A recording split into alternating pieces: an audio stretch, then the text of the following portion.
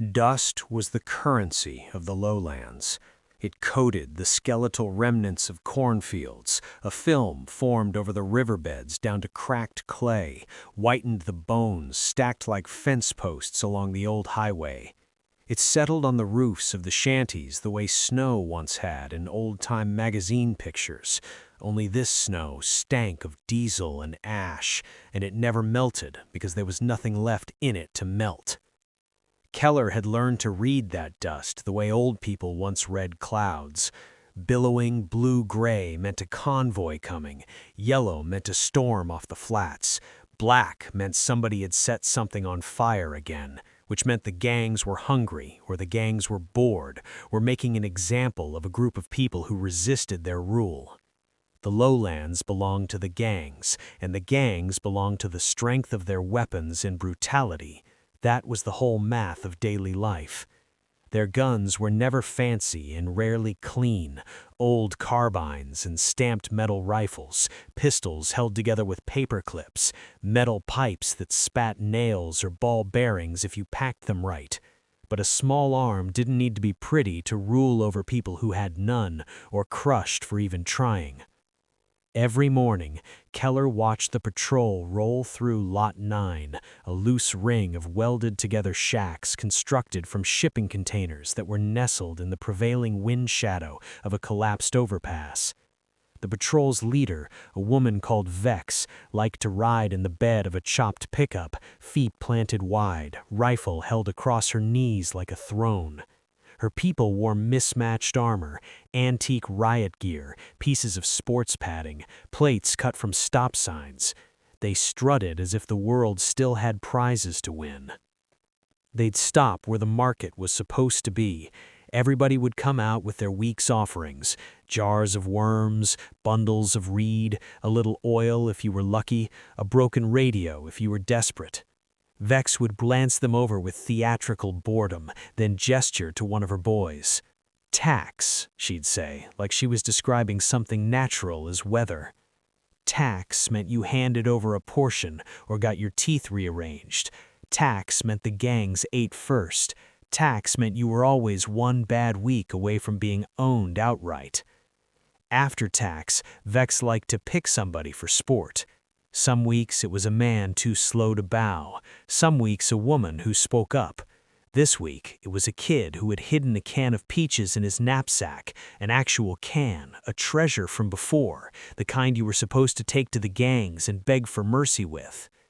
Vex held the can up, eyebrows lifted. "What's this?" she asked, voice sweet. The kid, Geordie, was maybe 12. He stood there shaking like a rabbit in a snare. I found it in the covert. I was gonna bring it out, but forgot." Vex smiled wider. "You were gonna bring it out? Uh-huh." Everyone knew that the existence of a scrounged can of peaches was not something you just forgot about. Keller watched from behind the rusty ribs of a dead bus, jaw tight. He'd learned the hard way that intervention got you dead, but the spot behind his throat burned anyway. Vex tossed the can to one of her boys. "Open it." He did, and the smell of syrup hit the air like a sweet memory. People leaned involuntarily, noses lifting, their bodies betraying them. Vex watched that too. She watched everything. "Funny thing about peaches," she said, strolling close to Geordie. "Makes 'em think the old world's still inside them somehow, makes 'em forget their place." She lifted her rifle one-handed, tapped it against Geordie's cheek, not hard, just enough to make him flinch. "Your place," Vex said softly, "is below." Geordie whimpered. Vex gave the can a polite nod. "Pour it out." The boy with the can hesitated a second, poured the peaches onto the dust. A collective sound went up in Lot 9, not a protest exactly, more like grief that couldn't find a shape. Vex drank it in. "Now," she said, turning to her boys, "teach him what happens when he forgets." They took Geordie by the arms and dragged him toward the water tower, the old one with the missing ladder rungs and the hangman's rope tied to its belly. Keller looked away before they did whatever they were going to do. If you watched, you might scream. If you screamed, they'd remember you. That was life in the lowlands, a chokehold you wore like a collar until you stopped noticing it, until you started believing you deserved it. Keller didn't believe it, not fully, not anymore. He was 17 and wiry and good at being average in appearance. People said he was a scrounger, the way they said rat or shadow, with a disdain that was half envy. Scroungers survived by slipping into places others feared, ruins with weak floors, old industrial parks where the metal still sang at night, the underbellies of dead cities where the air smelled musty and wrong. Keller came back with knowledge. He always kept something in his pocket, a bolt, a spring, a wire switch, anything he didn't understand yet. At night, he'd turn things over in his hands like rosary beads, imagining what they had once done, what they could do again. He'd built a catalog in his mind of future uses ready to access when the need for something out of the ordinary presented itself. He'd grown up hearing that the old world ended in fire, some mix of war, plague, and the sky breaking open with solar storms no one could predict. The details had eroded into a single word people said when they were tired of explanations: the fall. It had been 50 years. Nobody born in the last several decades in the lowlands had seen a tree older than a scrubby cedar. Nobody except the hermits in the mountains had fresh water that tasted like the dirt. Nobody except the gangs had enough power to gather together any resources or a vision for the future. Their visions certainly had no eye towards the greater good. Keller's mother called him an underdog once, face pinched with pride and worry. She'd said, "You're small now, but you don't bend easy. That makes you dangerous." She died 2 winters ago. Fever, the kind that comes chasing malnutrition and dirty water. The gangs had still collected tax on her shroud. Keller hadn't cried until later, in the dark, when it was safe to be loud inside his own seclusion. After that, he started going farther afield, with a deep fire inside to provide for others. He told himself it was for Lot 9, for food or medicine. That was partly true, but mostly he was going farther because the lowlands felt like a lid and he needed air. He found the map by accident. It was the spine of an old textbook, warped and mold-stained, in the ghost of a schoolhouse that had been stripped of everything else. The cover was gone, most pages were rotten, but the map in the center survived, protected between 2 sheets of plastic. The ink was faded, but lines were lines, and Keller had traced ruins often enough to recognize the symbols. Next to it, printed in a different hand, were 3 letters: HGR. Under the letters was a note in slanted pen: buried storage, do not open without checklist. Keller stared at that note for a long time. Hangar, he whispered to himself, tasting the word. He had heard it before in stories, places where the old world kept its flying machines, its metal birds. People loved stories about metal birds. They were probably mostly lies or those with grandiose imaginations. But the note wasn't a story, it was a caution, and cautions meant something was real enough to be dangerous. Keller folded the map into his shirt, packed 2 days' worth of dried beetle paste jerky, and told no one. Leaving Lot 9 wasn't hard. Coming back alive from beyond the known ruin belt was the kind of thing people made songs about and then died trying to repeat. Keller left before dawn, walking east with the sun at his left shoulder and a broken compass in his pocket that still pointed more or less north if you smacked it. He went alone. Alone meant you drank your own water and shared your luck with no one, but alone also meant no one else's fear could turn into yours. The land flattened into salt pans and old crop fields gone to dried thorns. The highway stretched in heat-shimmered strips, cracked wide enough for a child to disappear into. Keller kept to the margins, stepping the gravel where no tire had rolled in years. On the second day, he reached the rectangle. At first, there was nothing, just a slight swell in the dust like a buried whale. No buildings, no fencing, no sign of anything but wind. Keller circled it, heart thudding, looking for a seam. This was the type of wind, dust, and sand formation Keller knew well. They rolled in quickly during the fall. There was increased potential that this was quickly buried when everything went belly up 50 years ago. He found it by actually tripping over it. His foot caught on a half-buried ring of metal. He dug with his hands until the ring emerged, attached to a hatch the color of old bone. A buried hangar entrance? Could it be that the map was real? Keller swallowed hard. He wasn't sure what he expected. A bunker door, maybe? A treasure vault? But this hatch was plain and functional, with warning text still legible under the grime and metal with decades of patina formed. He couldn't read all of it. Some letters were worn away, but he could make out enough. Pressurized system. Open slowly. Ventilate. Check for... There was a keypad beside it. Black glass, cracked, long dead. Keller wiped it with his sleeve and snorted. Of course, old-world locks didn't care about scroungers. "All right," he whispered. "We do this my way." He took the bolt cutter he'd made from scavenged rebar and a bike chain. It wasn't pretty, but it could bite. The hatch had a manual wheel and a physical lock as backup. People had planned for power going out. People had planned for everything and had the materials to actually do something to plan once. Keller pried, cut, and swore under his breath for an hour until the lock snapped with a metallic groan.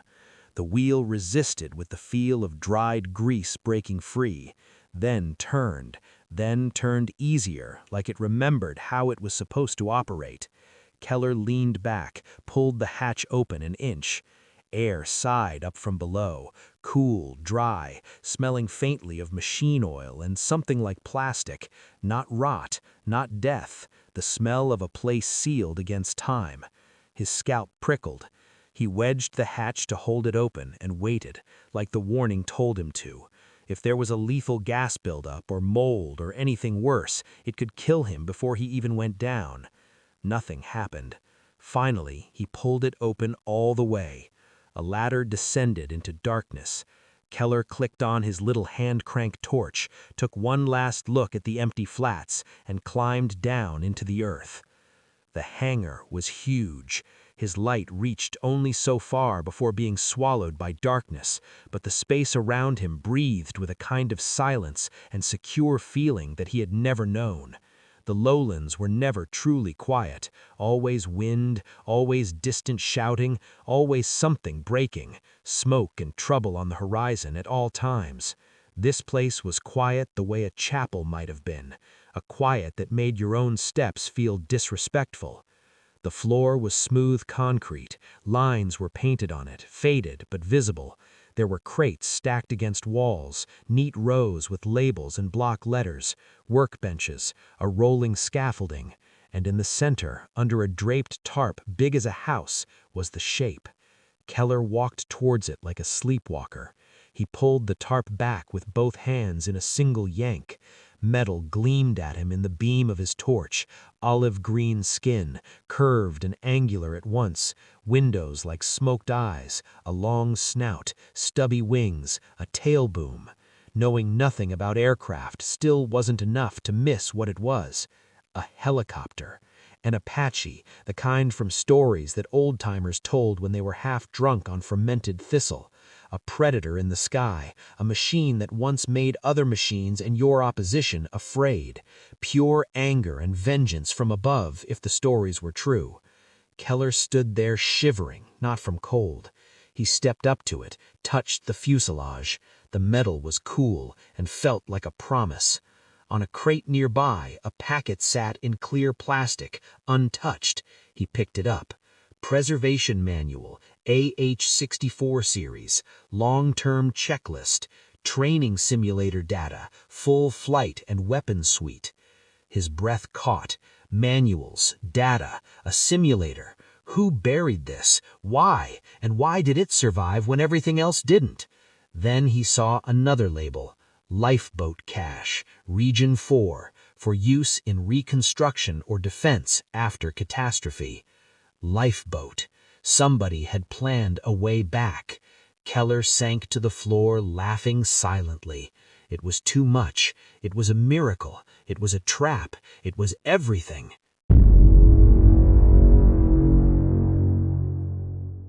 He didn't leave that night.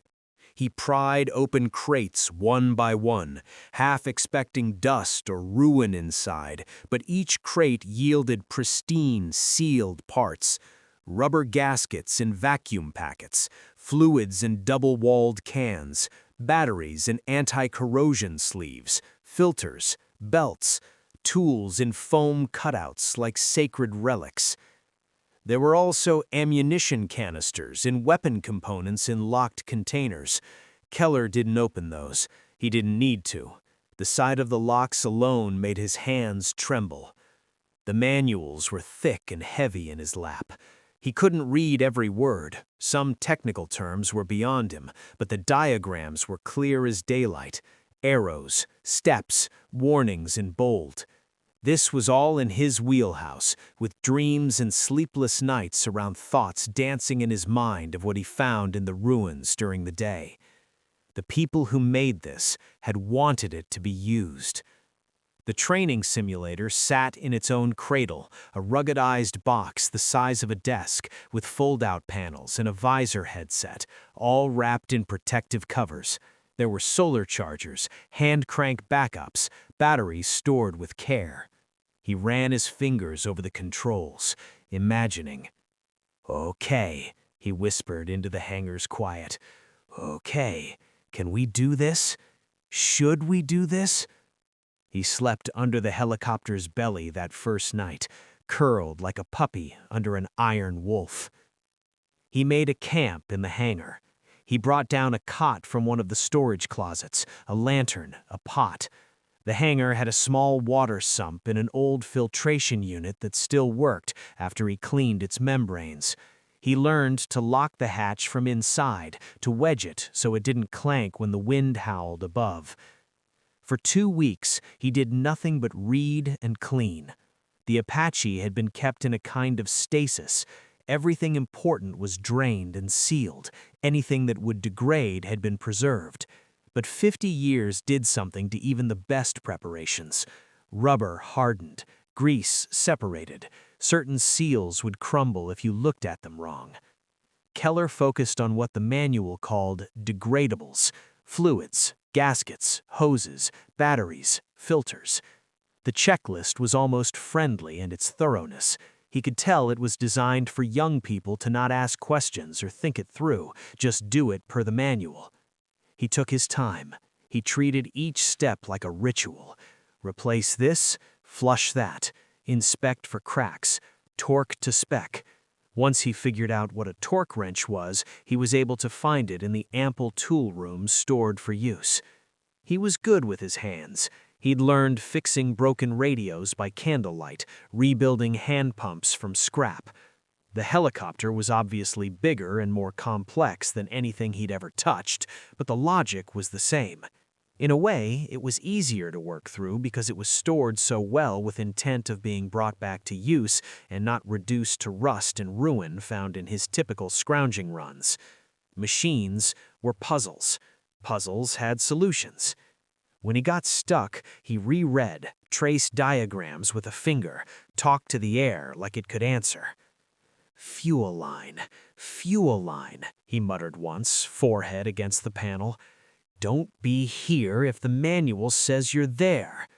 He found it 2 hours later and felt like he'd invented fire. He didn't dare tell anyone in the Lowlands, not yet. Hope is dangerous there. The gangs smell it. They crush it early. At the start of week 3, he dared to turn on the auxiliary power unit. He held his breath as switches clicked under his fingers. The manual said it should whine, then catch, then settle into a steady hum. If it didn't, he had to shut it down and troubleshoot. It whined, it caught, it hummed. Lights on the panel flickered into life like sleepy eyes opening. The hangar filled with that subtle electric smell of revival. Keller laughed out loud this time. He plugged in the simulator labeled EMP Hardened Simulator. It booted slower than he expected, but booting at all after half a century was a miracle. A clean interface appeared on the panel screen with simple prompts, and a voice in old-world English asked him to select Training Module 1, Basic Flight. Keller put on the headset like a crown, settled into the pilot's seat, and began to learn. The first hour made him want to break things. The controls were sensitive, the mental map unfamiliar. Even in simulation, his motions were jerky, his responses late. His virtual aircraft wobbled like a drunk insect. He crashed into imaginary terrain 17 times. It was like trying to walk a tightrope hopping on one foot while balancing a full teacup on your toes with the other foot. He cursed. He ripped off the headset. He paced. "I can fix you," Keller told the real helicopter, glaring at it in the lantern's light. "But I can't fly you." He put the headset back on. Day after day, he returned to the modules. He learned to lift without overcorrecting, to hover, to slide sideways, to land. His hands started to know what to do before his mind could panic. The simulator was merciless in the way real life was merciless. It hovered a bright red warning on every error. It replayed his botched approaches. It forced him to repeat emergency drills until they were muscle memory. Sometimes Keller would come up for air and realized he'd been in the headset for 6 hours, eyes gritty, stomach hollow. Sometimes he dreamed the cockpit maneuvers at night. Sometimes he wanted to quit. The worst day was when he reached weapons training. The simulator asked for procedures he didn't understand. The screens layered with symbology, target boxes, system modes. Keller read the manuals, reread them, and still felt like a mouse staring at a mountain. He slammed the panel with his fist. "This was supposed to be the easy part," he whispered. His voice bounced around the hangar. "Fixing stuff, learning in a box, then I go up and scare the crap out of Vex and her boys. That's the story." He laughed harshly. "That's the story," he said again, "and I don't know how to read the damn story." A cough came from the shadows behind him. Keller froze, heart detonating. He spun, torch up.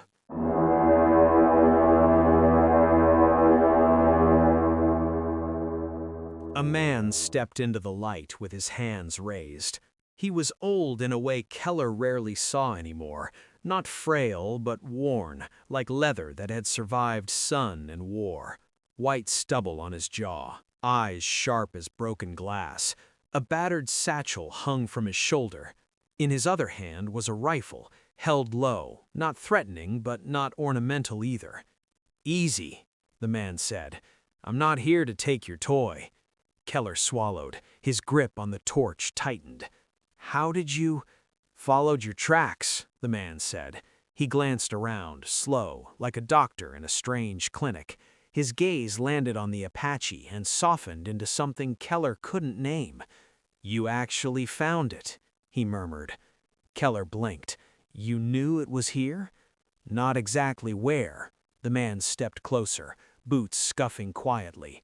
"But I knew those lifeboat caches existed. Knew one was meant for this region. Never found it myself. He hesitated, then seemed to decide Keller deserved at least a name. "I'm Mara's father." Keller's stomach dropped.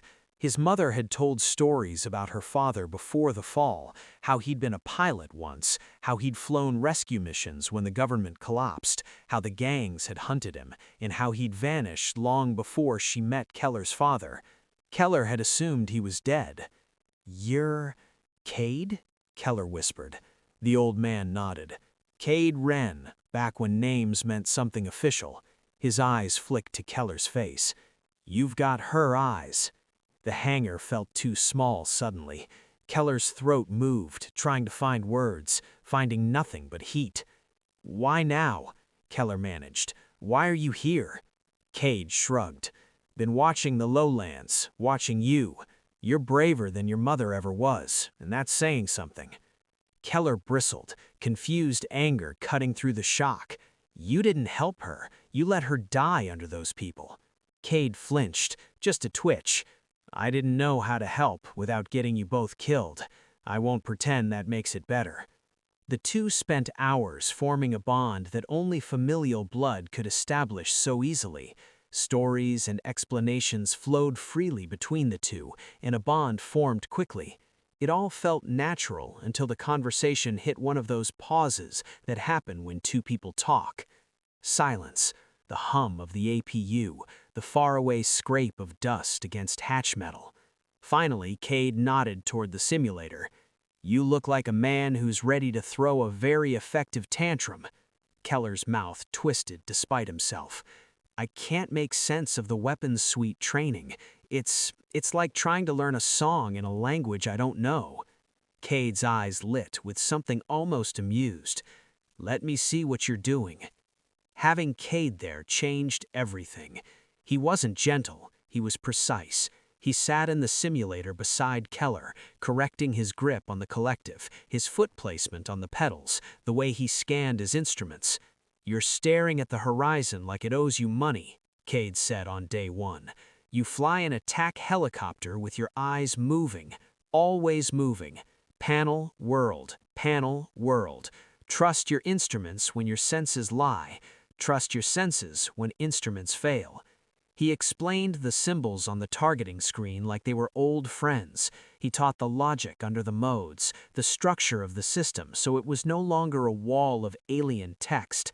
It was all like riding a bike for Cade. He no longer had the physical ability, but his mind was still frosty and crisp. "Think of it like scavenging," he said. "You don't walk into a ruin and grab everything. You decide what you need, then you scan for clues. This is the same. Set priorities, lock what matters, ignore the noise." Keller absorbed it like dry ground absorbs rain. He also learned about Cade in the margins, the way he moved around the real Apache with a reverence that wasn't sentimental, the way his hands rested on panels, as if listening or even taking a moment to remember some action from his past. "Flew these before the sky went mad," Cade said once, voice low. "Not this exact bird, but her sister's. She's a good machine. She'll take care of you if you take care of her." Keller looked up from a page. "Why did you stop flying?" Cade's jaw worked. "Because we ran out of fuel. Because people started shooting at rescue helicopters. Because the chain of command turned into a chain of scavengers with uniforms. Pick a reason. We lost our north arrow." Keller nodded. He didn't push. The old man's pain was a thing you didn't handle rough. By the end of the week, Keller could complete a full simulated mission without crashing. He could take off, fly a circuit, acquire a target, lock, fire, and egress, all in the box, all with Cade's gruff approval. "Not bad," Cade said, which was the closest he ever got to praise from the old man. Then Cade said, "We'll need a crew chief." Keller blinked. "Why? It's a two-seat bird. We already have two." Cade gave him a look that said, "Kids. This bird expects a pilot and a gunner. I can fly, you can fly, but neither of us is a dedicated weapons specialist and mechanic in the air. Also, I'm old. If I'm flying, you should be on sensors. If you're flying, I'll be on sensors. But we still need someone who knows her guts, her tantrums, her history. You want to take on a gang with this thing, you need a third brain." Keller frowned. "Where do we find one of those?" Cade smiled, thin and grim. "I knew a man." They left the hangar for 3 days. Keller hated leaving it even for a minute, hated the way the sun seemed too bright after living in cool underground silence. But Cade insisted they get supplies, and Keller knew they needed them. More food, medicine, a spare hand-crank generator, a bigger water tank. They traveled west to a tight canyon mouth that led toward the mountains, a place locals called the Shale Throat. Keller had never been that far toward the uplands. The air changed as they climbed, cooler, cleaner, smelling faintly of pine and stone. On the 3rd day, they found the hermit. His well-hidden shelter sat on a shoulder of rock overlooking the canyon.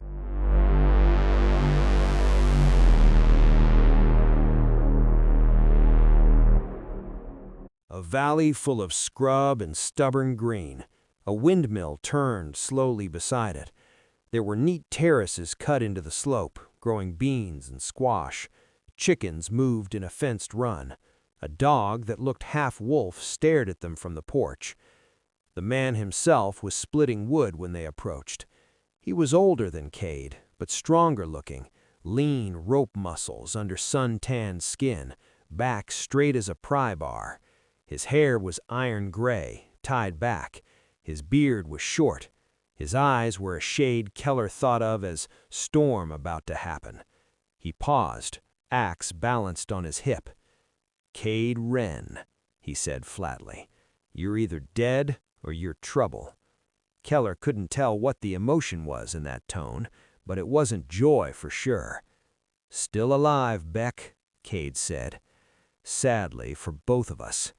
Beck's gaze slid to Keller. "And who's the pup?" "My grandson," Cade said. Beck's eyebrows rose just a fraction. "Mara had a kid." "She did." Beck set the axe down with deliberate care. "And you brought him here because you want something. You never climb my hill for a social call." Cade nodded toward the valley. "We found the cache." For a heartbeat, Beck didn't move. Then he exhaled, slow. "The bird?" he said quietly. Was that fear in that question? It might have been a resignation to a day deep inside he knew was going to come. That day had found him. "The bird," Cade confirmed. Beck looked at Keller again, longer this time, like assessing a tool. "You fixin' her?" he asked. "I am," Keller said, trying to sound steadier than he felt. "Learnin' to fly?" "Yes." Beck snorted. "Hell of a hobby." Cade stepped closer and put his hand on his work-hardened shoulder. "We need a crew chief. We need you." Beck barked a laugh so sudden the dog flinched. "Need me for what? To go play hero in a world that chewed heroes up and spat their bones into the river?" Cade's voice sharpened. "Lowlands are drowning under Vex and her raiders. People are starving. Kids are being strung up for peaches." Beck's face tightened, and Keller saw anger flash behind the cynicism. "Lowlands have been drowning for 30 years. I climbed out, told myself that was enough." "It isn't," Keller blurted. Both men turned to him. Keller swallowed. I'm not trying to be a hero. I'm tired. We're all tired. If we can scare them off, maybe we can make a place where people don't have to live like that anymore." Beck studied him. "You don't know what you're asking." "I think I do," Keller said, voice thinner now. "I watched them drag my friend to the tower. I watched my mother die because we couldn't keep enough food after tax. I watched people forget they were human just to survive another week." Silence. Beck's jaw unclenched. "All right," he said finally. "I'll come look at your miracle bird. I'm not promising anything." Cade nodded once. "That's all I asked." Beck whistled, and his dog bounded down to follow. He shouldered a pack already sitting by the porch like it had been waiting. Old men were like that, Keller realized, always half ready for the road they swear they'll never take again. When they returned to the hangar, Beck stood under the Apache for a long time without speaking. Then he climbed the rolling scaffold like he hadn't aged in 50 years and began opening panels. He talked to the machine in a low voice, half insult, half affection. "You stubborn girl. You really sat down here the whole time while the world went to hell?" He looked at Keller, eyes fierce. "Show me what you've done." Keller did. Beck inspected every replacement, every patch, every improvised tool solution. He asked questions sharp as needles. Keller answered as best he could. When he didn't know, he said so. Beck grudgingly respected that. "You're not terrible," Beck said, "for a lowland scrounger with dirt under his nails." Keller grinned despite himself. "Thanks, I think." Beck snorted. "Don't get soft." He spent the next days teaching Keller the things manuals couldn't, the smells of overheating components, the sound of a pump that was about to stop being your friend. He tuned the sensors, calibrated systems, cross-checked wiring. He didn't take over so much as sharpen Keller, and Keller felt it like becoming a better knife. At night, Beck drank tea Keller brewed from mountain herbs, scowling at the taste, then drinking more anyway. "You sure you want to take this bird topside?" Keller asked one evening, leaning against a crate. "Once the gangs know she exists, they'll throw everything at you. You can't unopen the sky." Keller stared at the Apache's blunt nose. "I can't unopen Lot 9 either. It's already open to them. We don't any other way." Beck grunted. "Fair." He looked at Cade. "If we do this, you fly, the kid guns. I'll manage weapons systems and keep her alive." Cade nodded solemnly. "Agreed." Beck flexed his hands, as if remembering old habits. "Then we train until I stop thinking you're gonna get us all killed." "Same," Cade said dryly.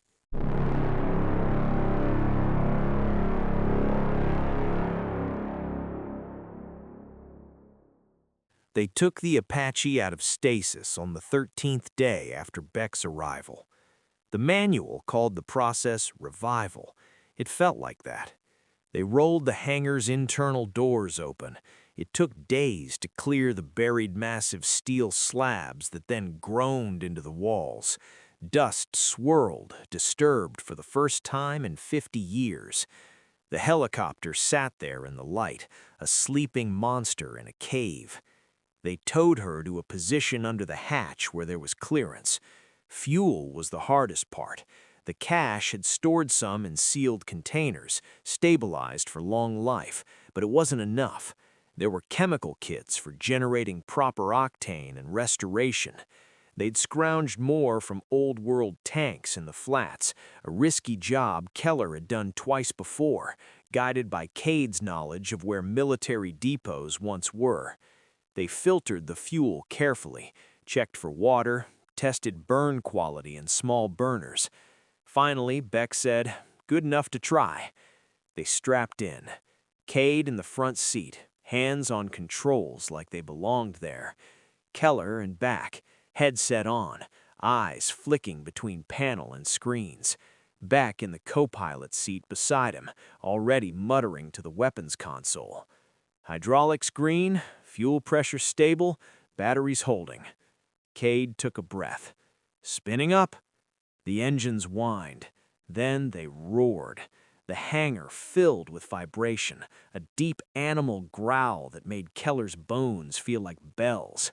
The rotor blades blurred, beating air into a gale that flung dust like ghosts. Keller laughed out loud. He couldn't help it. "Easy," Beck snapped over comms. "Save the giggles when we're not 100 feet underground." I'm fine." Cade eased the collective. The helicopter got light on her skids. Then she floated. For a heartbeat, the helicopter hovered in the hangar, suspended in a storm of its own making. Keller's stomach lifted, reality shifting. "We're flying," he whispered. "Barely," Beck said. "Don't romanticize it." Cade nudged her upward through the hatch. Sunlight struck the canopy like a blessing. They rose into open sky. The world fell away. Keller had seen birds, had seen stingwings that rode thermals over the flats, but he had never left the ground. The lowlands looked like a rusted map under them. Lot 9 a smudge swallowed by emptiness. The riverbed wound silver when it caught the light. Tiny smudgy smoke columns far off on the horizon marked gang camps like black nails in the skin of the earth. Keller felt something unclench inside him. "All right," Cade said, voice steady. "We keep it short. 1 lap, no heroics." "Copy," Beck grunted. Keller gripped his armrests until his knuckles went pale and did his job, scanning instruments, calling out altitudes, listening to systems. The simulator had been good. The real sky was better and more terrifying. Wind buffeted them. The Apache answered anyway, smooth and eager. They landed back at the hangar 40 minutes later. Beck climbed out and kissed the fuselage like he was trying not to. "Still a good girl," he murmured. Then he looked at Keller. "All right, kid, now we make her a weapon." They didn't go after Vex immediately. Cade insisted on reconnaissance first. "Power without knowledge is just noise," he said. So they went in quiet and hidden, mapping patrol routes, counting vehicles, noting camps. Keller now viewed the lowlands differently since he'd been above, saw the way gangs controlled water points, how they positioned lookouts, where their ammo caches likely were. You don't just shoot the wolf, you cut off its den, its food, its confidence. Beck taught him to use the sensors the way a doctor uses hands, feeling heat blooms and ruins, picking out vehicles under camouflage nets, watching humans like moving sparks. "It's not about killing," Beck said once, surprising Keller. "It's about ending a system. If we have to kill to do that, we will. But don't fly hungry for blood. That's how you become them." "I don't want to be them." "Good. Then remember it when you're angry." They chose their first strike carefully. Vex's main fuel depot sat in an old rail yard, guarded by a dozen men and 2 trucks with mounted guns. Fuel was the bloodline of a gang's. Without it, their patrol shrank, their intimidation faltered, their internal alliances turned sour. On the night of the strike, the moon was thin, the wind calm. They lifted off from the hangar like breath leaving a chest. Keller manned the sensors around the pilot's seat. Beck handled targeting, his cantankerous focus turning into something sharp and almost joyful. "There," Beck said. "See the heat blobs by the tankers? That's their guard fires. They're feeling safe." "They won't for long," Cade said through their comms. They came in low over the rail yard. Keller's heart pounded with a rhythm the rotors seemed to echo. He watched the targeting boxes settle. "Stand by," Beck said. "Approach, lock." "Good." Keller angled them, giving Beck the line. "Fire." Beck pressed the trigger. A ripple of controlled violence left the Apache. Not a mindless spray, but a disciplined, terrifying precision. The depot erupted in chained bursts of flame as fuel ignited. Vehicles flipped, shock waves rolled dust like water. Below, men scattered like ants under boot. Keller felt sick and triumphant all at once. "Egress," Cade snapped. They peeled away before any return fire could find them.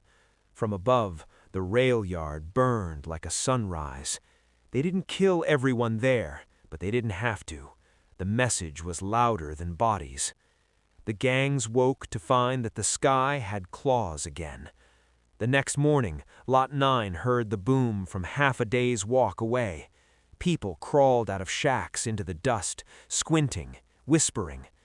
By noon, Vex's patrol didn't show.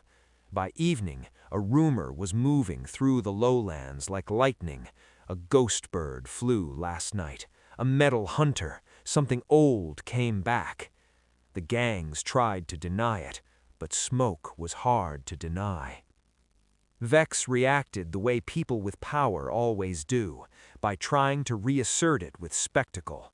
She sent a convoy to Lot 9 2 days later, twice their usual number, bristling with guns and bravado. They shoved people into the market ring, demanded double tax, and dragged Geordie's father out by the hair as a lesson. Keller watched from the sky. The Apache hovered behind a cloud bank, rotors low, sensors clear. He had Geordie's father on screen, head sagging forward, lifeless from blows. He had Vex screaming into the dust, waving her rifle. Keller's hands shook. "Remember what we are ending," Beck said quietly beside him. "I know." Cade waited. "Your call, kid. If we show now, there's no going back." Keller swallowed. He thought of his mother, of Geordie, of the peaches crushed into dust. He thought of Lot 9 shrinking every year under hunger and fear. "Do it," he said. Keller banked them out of the clouds. The Apache broke into open air like a thunder god. Sound hit the market first, an approaching roar so deep people felt it in their lungs. Heads snapped up. The gangs looked around, confused, then alarmed. When the helicopter cleared the edge of the overpass and came into full view, everything below froze. Vex stared up, mouth open. Her boys lifted rifles but didn't fire, not because they were kind, but because shooting at the sky with small arms feels like spitting at a storm. You do it only if you're already dead inside. Keller settled them into a hover the way he had in the simulator 100 times. The Apache hung there, vast and patient. Beck keyed the external speaker.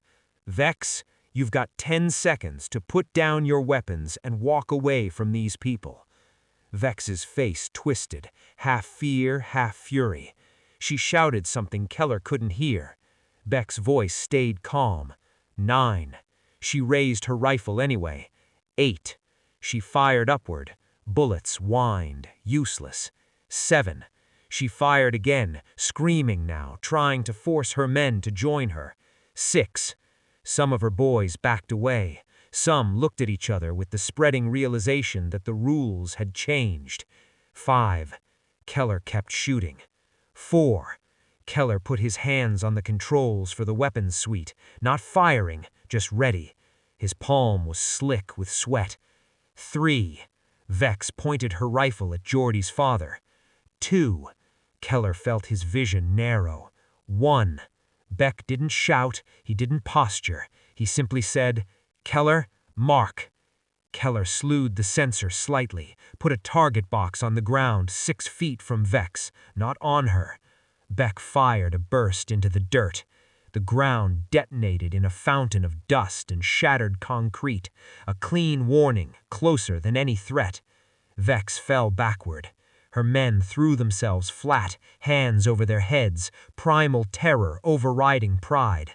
Beck leaned into the speaker. "Your next shot goes through your engine block, then your kneecaps, then your head. I don't want to kill you, but I will." Vex scrambled up, face white with shock. She looked around and saw what Keller saw from above. Her boys did not believe in her anymore, not against this. She spit into the dust.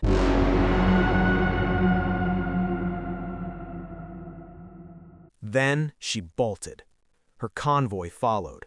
The market ring stayed silent long after the trucks disappeared into the flats. People didn't cheer at first, because cheering felt like tempting the universe. Then Geordie, the same kid who'd lost his peaches, lifted his face to the sky and started to cry without hiding it. Someone else laughed, a sound like broken glass. Then a cheer rose, thin and startled, then wider, then rolling through Lot 9 like a tide. Keller watched it from the cockpit, throat thick. He had expected joy to feel clean. It felt messy, dangerous, alive. Cade's voice was gentle in his headset. "You did good." Beck added, gruff as ever. "Don't let it go to your head. We've got work." They fought a war without trying to become soldiers. They struck only what maintained the gang's oppression: fuel depots, ammo caches, the vehicles used for raids. They blew bridges the gangs relied on, leaving routes open for civilians. They used the Apache as a scalpel and a symbol. Sometimes they fired, often they didn't have to. The helicopter's presence changed the power equation faster than any bullet. Gangs started hoarding, fighting among themselves, breaking into smaller bands. Their victims started talking to each other again, started daring to plan and support strategically. No longer victims, growing stronger in more confidence. With that confidence came recovery. Keller's skills and strategic mindset grew with exposure to action. While he couldn't hold a candle to the pilots of old, he was certainly more than the pilot needed for the action today. Within a month, Vex tried to regroup in the old refinery. It was her last stand. She broadcast threats through loudspeakers scavenged from a stadium, promised to burn Lot 9 to the ground, promised to hang every scrounger, promised to kill the Sky Ghost. Keller listened from a ridge 2 miles away. The The Apache crouched beside them like a patient beast. "I want to take her alive," Keller said. Beck raised an eyebrow. "Why?" "So people see she's human, not a god, not a monster." Keller paused. "If we kill her, someone else becomes her. If we take her, the Lowlands learn a different ending." Cade nodded slowly. "All right, we'll try your way." The refinery was a maze of rusted towers and catwalks. Vex had built barricades, positioned shooters, wired crude explosives. She knew what was coming. Keller flew low along the outer wall, using the Apache's bulk to shield their approach against the refinery's old metal skeleton. Beck used sensors to spot explosives and shooters, calling them out without firing unless absolutely necessary. Beck marked positions, guided Keller through blind spots.